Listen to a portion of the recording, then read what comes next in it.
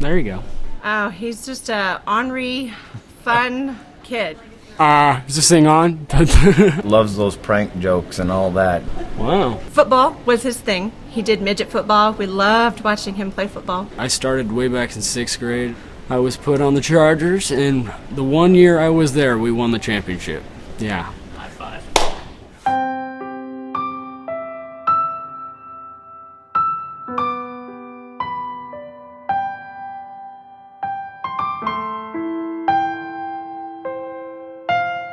I woke up one Monday morning and I asked my mom if I could stay home because I have a headache. Nicholas had started having headaches, and we started getting concerned even more so because he started throwing up. I was throwing up nonstop.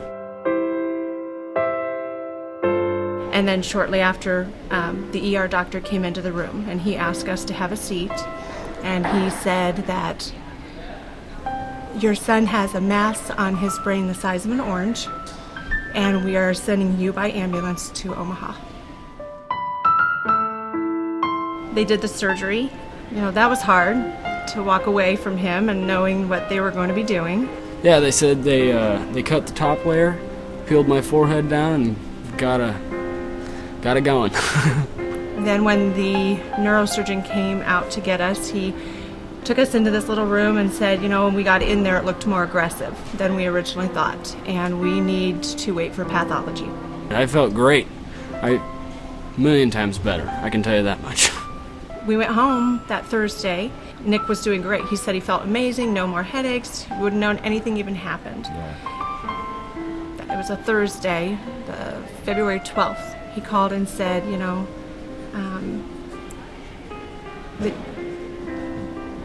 that Nick was diagnosed with grade 4 glioblastoma, which is a very aggressive brain cancer that has a high reoccurrence rate, and that there currently is no cure for. That he would need him to start radiation and chemo immediately.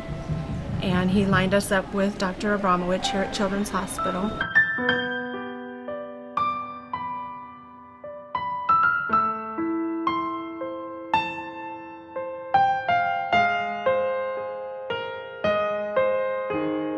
We were scheduled to come back in October for a routine MRI, and we had noticed a few little things that we were questioning with his speech. He would kind of fumble some of his words. I just wasn't feeling right. And I don't know how to explain it. So we were a little worried going into this next MRI, and then a week later they called and said that it is tumor regrowth. Because of where it was located, Dr. Abramowitz told us that Nicholas wouldn't survive. So that was hard. But he did.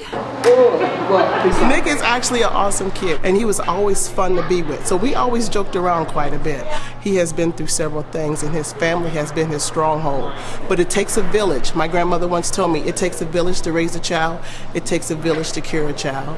So we all are in this together. And that was hard for Nick. He had a hard time with this surgery. A lot more sluggish coming out of it and Yeah. coherent and stuff.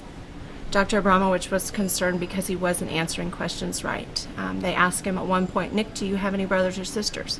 He said no. And he clearly has a sister. But that was horrifying for me to see the look in his eyes when you're asking him a question and he's just looking at you like, I don't understand. But the way he describes it, he says, Mom, I knew the question, but I couldn't get it to come out. I just couldn't get it to come out. So that scared me. So I just kept praying, you want your kid to survive the surgery to begin with, but you want the same kid coming out of that surgery that went in. So, and those are, some of the different possibilities with this type of cancer,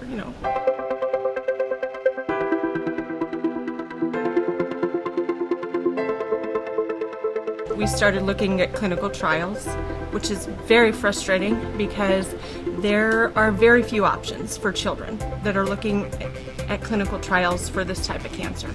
Everybody would tell us, your son's 16, when he's 18 he will qualify. Well, we don't have time for that.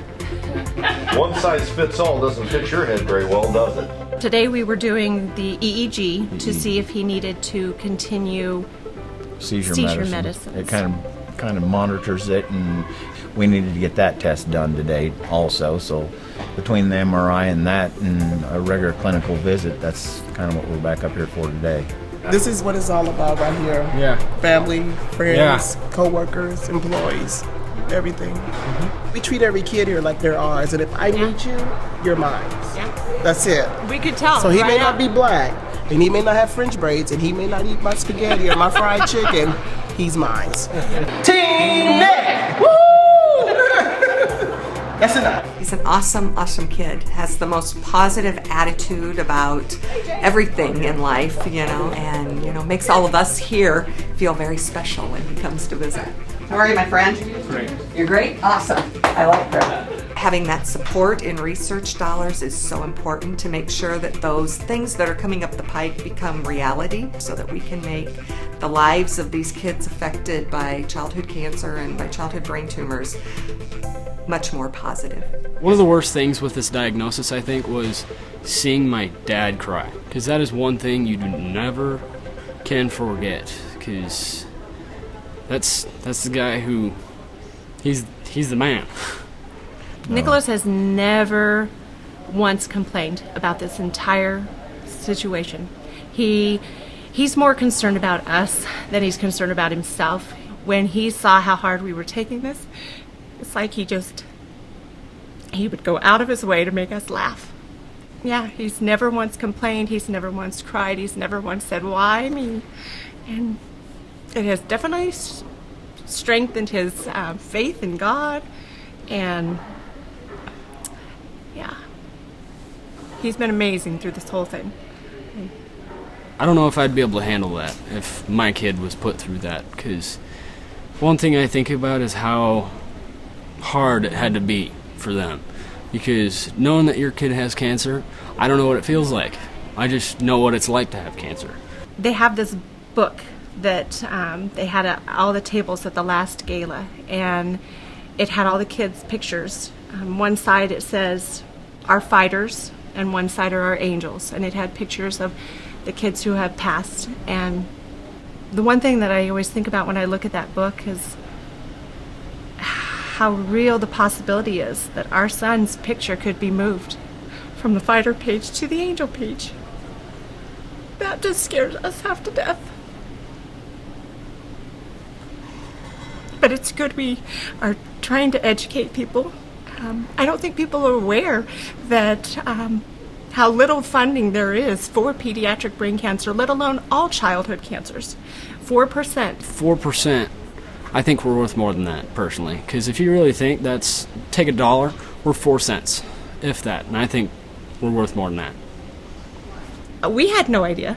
We had no idea until we became parents of a child with cancer. So I think it's our job to tell people to get involved before it can happen to anybody. It can happen to anybody's child. And the sooner we get more research and those cures that we need, the better it's going to be for everybody, because you just never know when you're going to be in our shoes. Yep.